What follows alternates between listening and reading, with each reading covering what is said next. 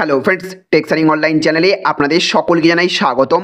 আজকের সবচেয়ে বড় খবর, মারাত্মক অসুস্থ মমতা বন্দ্যোপাধ্যায় তড়িঘড়ি নিয়ে যাওয়া হলো হাসপাতালে। কেমন আছেন এখন মুখ্যমন্ত্রী জানুন। তো ভোটের পরেই ফের অসুস্থ হয়ে পড়লেন মমতা বন্দ্যোপাধ্যায়। এতটাই অসুস্থ যে হাসপাতালে ছুটতে হলো তাঁকে। দুদিন আগেই ছোটোখাটো অপারেশন করিয়ে হাসপাতাল থেকে বাড়িতে ফিরেছেন Trinamool second in command Abhishek Bandyopadhyay. তার সমস্যা মিটতে না মিটতেই এবার অসুস্থ হলেন মমতা বন্দ্যোপাধ্যায়। বিকেলে আচমকা নিউ টাউনের এক বেসরকারি চক্ষু হাসপাতালে হাজির মুখ্যমন্ত্রী মমতা বন্দ্যোপাধ্যায়। সূত্রের খবর, বিকেল 4টে থেকে 5:30 পর্যন্ত হাসপাতালেই ছিলেন মুখ্যমন্ত্রী। গত বছর রাজ্যে শিল্প আনতে বিদেশ সফরে গিয়েছিলেন বাংলার মুখ্যমন্ত্রী মমতা বন্দ্যোপাধ্যায়। সেই দীর্ঘ সফর সেরে কলকাতার পায়ের চিকিৎসা করাতে হাসপাতালে যান মাননীয়া। সেই সময় বাঁ পায়ে অস্ত্রোপচার হয় মমতার। বহুদিন বেড রেস্ট থাকতে হয়েছিল মমতাকে। শেষে পঞ্চায়েত ভোট পূর্বে প্রচারের উত্তরবঙ্গ গিয়ে দুর্যোগের কবলে মধ্যে পড়েছিলেন মুখ্যমন্ত্রীর হেলিকপ্টার। জরুরি অবতরণের সময় নামতে গিয়ে কোমরে এবং পায়ে ভীষণভাবে চোট পেয়েছিলেন মুখ্যমন্ত্রী। বাঁহাটুর লিগামেন্টে চোট নিয়ে বহুদিন ভুগেছেন মমতা। এদিকে লোকসভা ভোটের কিছুদিন আগে বাড়িতে পড়ে গিয়ে আহত হন মুখ্যমন্ত্রী। সেই সময় সেলাইও পড়েছিল কপালে।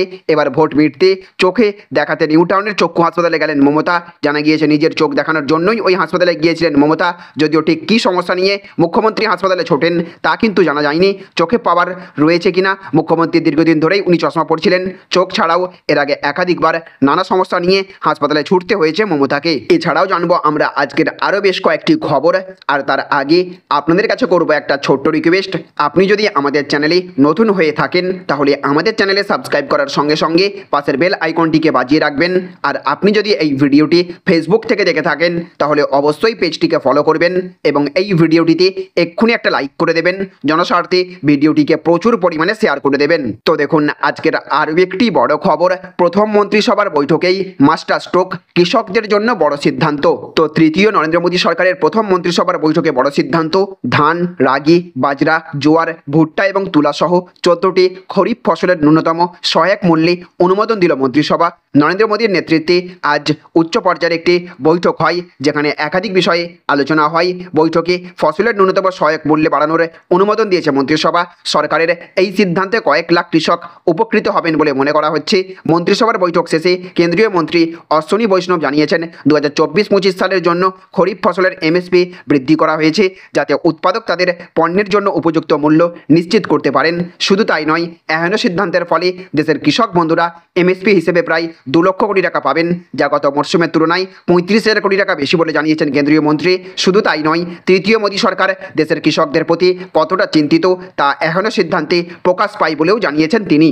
এদিকে আবার আজকের আরও একটি বড় খবর, কলকাতা পুলিশের হাতে নিরাপত্তাহীন রাজ্যপাল বোসের দাবি মুখ্যমন্ত্রীকে জানিয়েও ফল মেলেনি। তো রাজভবনের অন্দরে কলকাতা পুলিশের ঘোড়াটোপেও তিনি অসুরক্ষিত। পশ্চিমবঙ্গের রাজ্যপাল সিভি আনন্দ বোস এই অভিযোগ করেছেন বলে সংবাদ সংস্থা পিটিআই জানিয়েছে। ওই প্রতিবেদনে বলা হয়েছে, রাজ্যপাল বোসের অভিযোগ তিনি পশ্চিমবঙ্গের মুখ্যমন্ত্রী মমতা বন্দ্যোপাধ্যায়ের কাছে তার নিরাপত্তাহীনতা নিয়ে অভিযোগ জানিয়েছিলেন, কিন্তু রাজ্য সরকারের তরফে প্রয়োজনীয় কোনো পদক্ষেপ করা হয়নি। রাজভবনে মোতায়েন কলকাতা পুলিশের বাহিনী তার নিরাপত্তার ক্ষেত্রে আশঙ্কার কারণ বলেও পিটিআইকে জানিয়েছেন বোস। সংবাদ সংস্থার প্রতিবেদনকে তিনি বলেছেন, আমার বিশ্বাস করার যথেষ্ট কারণ আছে যে বর্তমান অফিসার ইনচার্জ এবং তার দলের উপস্থিতি আমার ব্যক্তিগত নিরাপত্তার পক্ষে বিপজ্জনক। রাজ্যপালের অভিযোগ, একটি প্রভাবশালী মহলের মদতেই রাজভবনে মোতায়েন পুলিশ কর্মীদের একাংশ তার সুরক্ষার পরিপন্থী কাজ করে চলেছেন। রাজ্যপালের এই মন্তব্যের প্রেক্ষিতে তৃণমূল নেতা কুণাল ঘোষ বলেছেন, এত নিরাপত্তাহীন লাগলে বাড়ি চলে যান, হয় সংবিধান মেনে কাজ করুন, না হয় বাড়ি চলে যান। শুধু মনে রাখবেন, রাজ্যপালের চেয়ার গেলেই কিন্তু ফৌজদারি মামলাগুলির মুখোমুখি হতে হবে, তার জন্য আইনি পরামর্শ নিয়ে রাখুন। এদিকে আবার আজকের আরও একটি বড় খবর, বাংলায় মমতার নেই কোনো বিকল্প, মেনেই নিচ্ছে সংঘ। তো সার সত্যিটা অনেক আগেই সামনে এসেছিল, সংঘই তা স্বীকার করেছিল। সেটা বছর দেড় আগের কথা। সংঘের মুখপাত্রে স্বীকারই করে নেওয়া হয়েছিল বাংলায় নেই মমতা বন্দ্যোপাধ্যায়ের কোনো বিকল্প, কিন্তু তা মানতে চায়নি কেন্দ্রের একক সংখ্যাগরিষ্ঠতায় থাকা নরেন্দ্র মোদীর সরকার আর তার দল বিজেপি। কিন্তু এবারের লোকসভা নির্বাচনে বিজেপি যেমন দেশের বুকে একক সংখ্যাগরিষ্ঠতা হারিয়েছে, তেমনি বাংলাতেও কমেছে তাদের আসন। ঠিক এই রকম প্রেক্ষাপটে আবারও বিজেপির আঁতুড়ঘর হিসেবে চিহ্নিত রাষ্ট্রীয় স্বয়ংসেবক সংঘ এ রাজ্যে তাদের মুখপত্র স্বস্তিকায় আবারও প্রকাশিত করলো এমন এক নিবন্ধ, যা বলেই দিচ্ছে বাংলার মাটিতে এখনও মমতা বন্দ্যোপাধ্যায়ের বিকল্প কিছু নেই। কেন্দ্রের বিজেপির নেতারা যতবারই বঙ্গভ্রমণে আসুন না কেন, যতই তৃণমূলের নেতাদের পিছনে সিবিআই, ইডি, আইটি, এনআইএ লেলিয়ে দিন না কেন, শুভেন্দু অধিকারী থেকে দিলীপ ঘোষ, সুকান্ত মজুমদার থেকে শান্তনু ঠাকুরকে যতই তোল্লা দিক না কেন, এরা কেউই মমতার বিকল্প হয়ে উঠতে পারেননি, কাউকে মমতার বিকল্প হিসেবেও তুলে ধরতে পারেননি। আর বঙ্গ বিজেপির কাছে মমতার কোনো বিকল্প নেই বলেই বারবার প্রতিটি নির্বাচনে পদ্ম শিবিরকে হারতে হচ্ছে জোড়াফুলের কাছে। কার্যত লোকসভা নির্বাচনের পর থেকেই পদ্ম শিবিরকে একতরফাভাবে বিঁধে চলেছেন সংঘের নেতারা। ভোটের আগে বিজেপি নেতৃত্ব যেভাবে প্রকাশ্যে সংঘের নেতাদের উপেক্ষা করে এসেছেন, সংঘের প্রয়োজনীয়তা নেই বলে প্রচার চালিয়েছেন, সেই সব উপেক্ষা অবজ্ঞাই এখন সংঘের তরফে ধেয়ে আসছে বিজেপির দিকে। হয়তো এটাই প্রকৃতির নিয়ম, আর সেই নিয়মের পথে হেঁটেই স্বস্তিকার নিবন্ধে প্রশ্ন তোলা হয়েছে, কেন এখনও বাংলার মাটিতে মমতা বন্দ্যোপাধ্যায়ের বিকল্প মুখ তুলে ধরতে পারল না বিজেপি নেতৃত্ব। বিজেপির কেন্দ্রীয় নেতৃত্ব কেন এই খামতি পূরণ করছে না, সেই প্রশ্নও তোলা হয়েছে মুখপত্রে প্রকাশিত শীর্ষ নিবন্ধে। সংঘের পর্যবেক্ষণ, মমতার সঙ্গে পাল্টা বোঝার মতো মুখ না থাকা, সাংগঠনিক দুর্বলতা, গোষ্ঠী কন্দল, অযোগ্য প্রার্থী বাছাইয়ের কারণেই 21-এর বিধানসভা আর 24-এর লোকসভা নির্বাচনে বিজেপিকে ল্যাজে গোবর হতে হয়েছে বাংলার মাটিতে মমতার দল তৃণমূল কংগ্রেসের কাছে। শুধু এইটাই নয়, সংঘের তরফে কার্যত বলেই দেওয়া হয়েছে, এভাবে চলতে থাকলে 26-এর বিধানসভা নির্বাচনেও বিজেপিকে গোহারানো হারতে হবে তৃণমূলের কাছে। এদিকে আবার আজকের আরও একটি বড় খবর লিখে দিচ্ছি, এবার এনডিএ সরকার ভোট মিটতেই বিস্ফোরক প্রশান্ত কিশোর বিরাট ঘোষণা। তো লোকসভা নির্বাচনের ভবিষ্যৎবাণী করতে গিয়ে একবার তিনি বলেছেন, ব্র্যান্ড মোদি অপরাজয় নয়।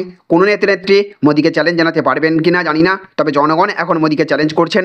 আবার কখনো বলেছেন 2019 সালের মতো ফল হবে বিজেপির।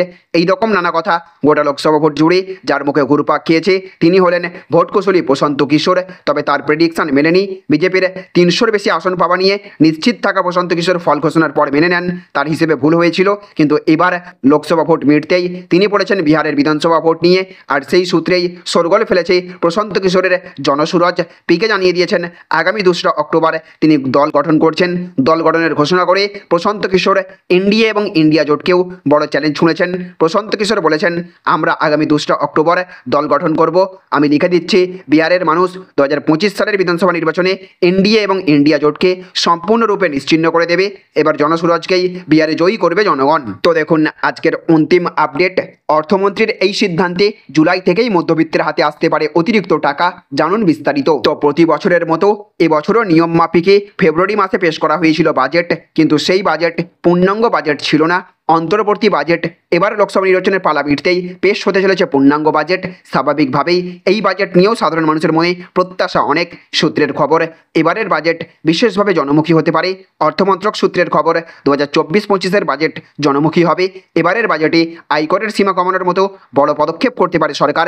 সূত্র মারফত জানা গিয়েছে, যাদের আয় 15 থেকে 17 লক্ষ টাকার মধ্যে তাদের ঘাড় থেকে আয়করের বোঝা কমানো হতে পারে। এতে বিশেষভাবে উপকৃত হবেন মধ্যবিত্তরা, তাদের হাতে আসবে অতিরিক্ত টাকা। এতেই শেষ নয়, কেন্দ্রীয় সরকার আয়করের নিয়মে বড় পরিবর্তন আনতে পারে।